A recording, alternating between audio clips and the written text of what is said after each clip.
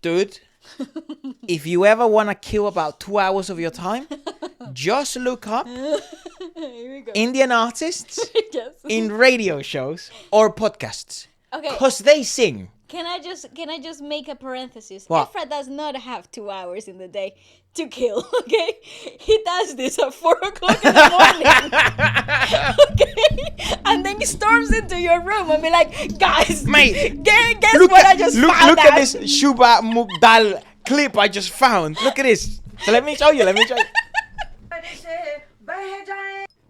अब के सावन ऐसे बरसे बह जाए रंग मेरी चुनर से भीगे तन मन जिया न तरसे जम के बरसे जरा रुत सावन की घटा सावन की Casually. घटा सावन की ऐसे जम के बरसे That casually, no music and no equalization, just freaking do it, girl. Mate, I want Western artists I love her, to pick this attitude towards singing. Can I just It is say, needed. I totally agree with this. Also, her and Usha Usha Utup. Oh, fucking queen. I have to say as well, like, I want this attitude to be picked up by not Western artists from all over the world. Everybody, Because just do that. Because it's like that's you decided that to be your job. Yes. Right? So it shouldn't be a big deal for me to ask you to sing. Or you should be willing and already prepared to sing in the shows. That doesn't happen in the West. I've explained this before in the interviews because they just spontaneously sing. And that to me was sort of mind-blowing. How can this happen? Because you won't get Dua Lipa to do that. You won't get Selena Gomez to do that. Camila Cabello. None of this. Forget it. Get out there. Get in the bin, bruv. I'm going to sue you or some shit. And it's like, whoa, but you're a singer. And then they look at you like, what? How dare you? You're like, what do you mean, how dare I? Look at this. Like, look how bad that sound quality is.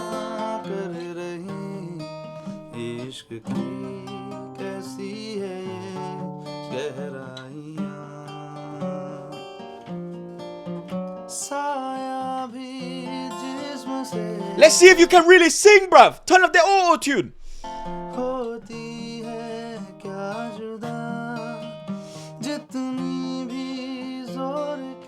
Also, I still can't get over the Ed Sheeran thing. I still can't get over that. All these artists from different parts of the world, they're all big and they talk big when they're in the studio or in the live shows with their fucking DJs. Let's see if you can really sing, bro. Go to your fucking interviews and prepare a song. No auto-tune, no preparation, no layers. Bring your guitar, sing. Let's see what you're about. Because then I'm tired of all these people fooling my friends. Because then you're not going to fool me. Right? I've been on the inside, you dickhead. Right? And I know what it sounds like when when you're putting your little effects on. Yeah, you fucking idiots. So, but my friends don't. The normal music avid listener does not know that some of these singers are actually garbage live and actually do not know how to sing. They are just part of something way bigger than them because there's been millions of dollars. You know how much that is? Millions of dollars. I can do so much just with one of those. Okay? So they're just part of the machine. They're part of a different planet. Too much money has been invested in them. You will not sound bad. And you will not do anything to hurt the reputation of this fucking label that's been around here longer than your mum. It's like, fair enough. I get it, mate. It's a business. But also, I love art. I love art in its purest sense. You know, this chick loves listening to spoken word poetry. Improv. Yeah. You know? Theatre. You know? What is the attack? Why am I catching strays here? Classical literature. Classical music. Pure, raw, fucking gorgeous art. Unfiltered. Like humans are. Then you get this. Fuck your whole production. Give me a mic.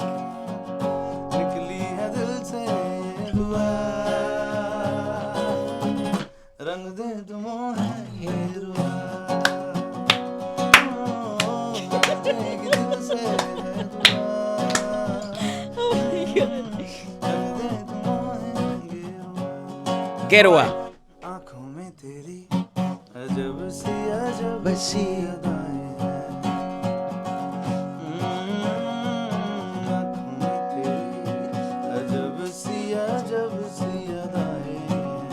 Here's the thing as well. I think our generation, or the Gen Zs, the TikTok kids, the real kids in India, they're all cooked because they're starting to worship singers that they think are really good, but they're actually kind of low key garbage. And they quantify good.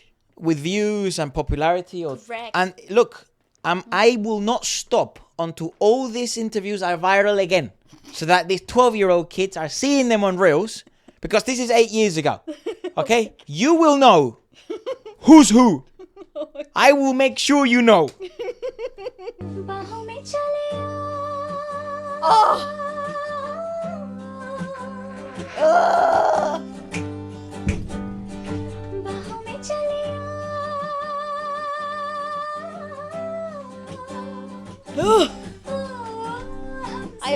I also think she's an exception of the rule, though. Good.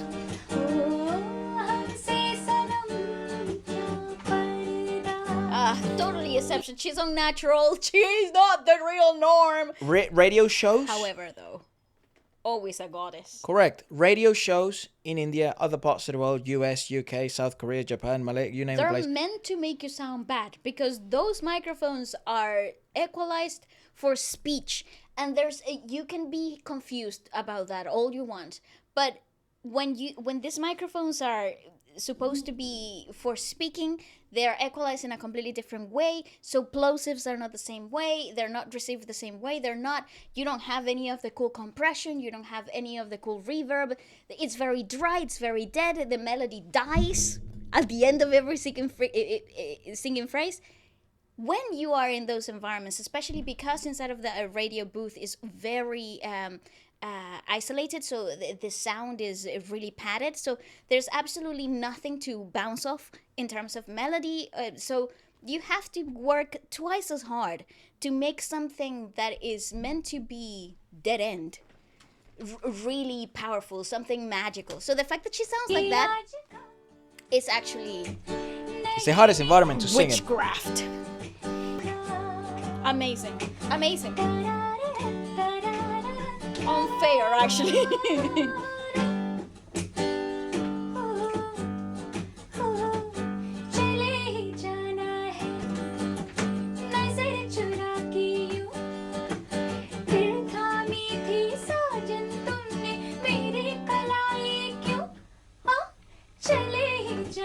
She's so fabulous.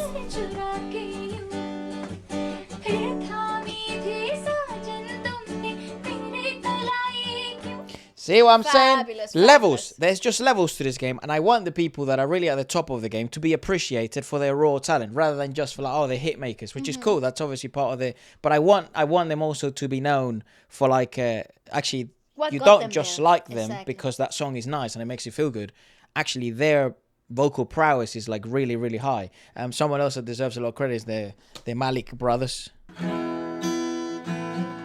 he was just playing chords. And it's just, so I was like,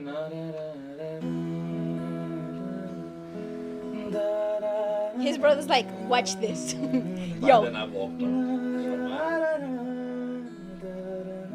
was said, why are you singing this song? And he's like, I don't know, Bhushan ji sent it to me, I've never even heard it. I was like, yeah, that's because the song I was came in born in 96 95 and and 96 में गाना आया तो था. एक साल का वो Shut था, up. 5 साल का मैं था. So we are from that zamana and we were babies when this song came. But because I was a listener of a lot of music, मैंने सुना हुआ था गाना. And I was like, why are you doing this? So he's like, मेरे को video में I want to feature and I want to do this song and I think we can do something. So I was like, okay, I'll do it.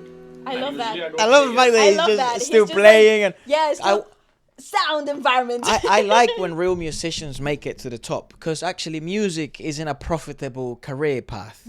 It isn't a profitable choice. No. There's so many examples out there of I forget his name. Is it Mike Posner? Yeah, Mike. Mike Posner is actually the guy who's created a lot of the songs that you like. Sugar by Maroon 5, Boyfriend by Justin Bieber. You fucking say the hit song in the charts. It's probably him. He's been involved somehow or another, and he had his own career, and he had his own album, and he had platinum hits, and then he just sort of dried out, and things didn't kick off as he thought he would. Then he had all these songs in his shelf, and he thought, well, might as well do something with them, and what if other singers can do it? And he sort of built a profitable lifestyle in that sense. But career-wise, even when you make it to the top, where you have platinum hits, which is already, like astronomical, things go so wrong all the time. And it's such a volatile career path that even if you're artistically fantastic, you won't make it, because being an artist and being a musician are two different things, and then being a businessman is something completely different also. So I love it when proper musicians make it to the top for a very long period of time.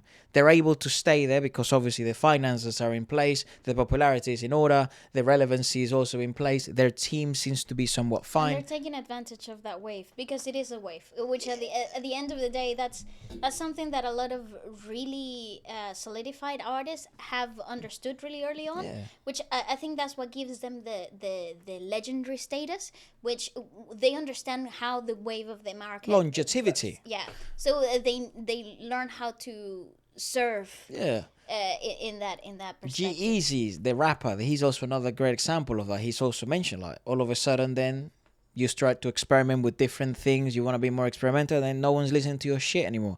And then it's like, well, yeah. But also, I feel like if you have a strong musical background, John Mayer is a good example. You will survive the test of time.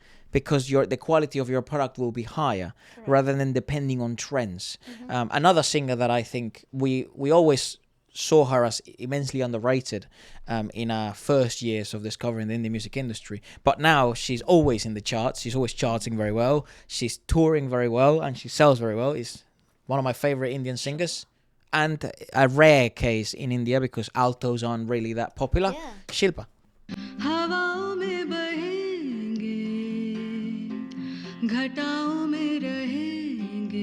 You hear that glottal?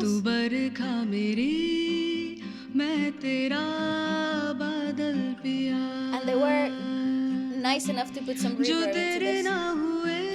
But zero monitoring for the girl.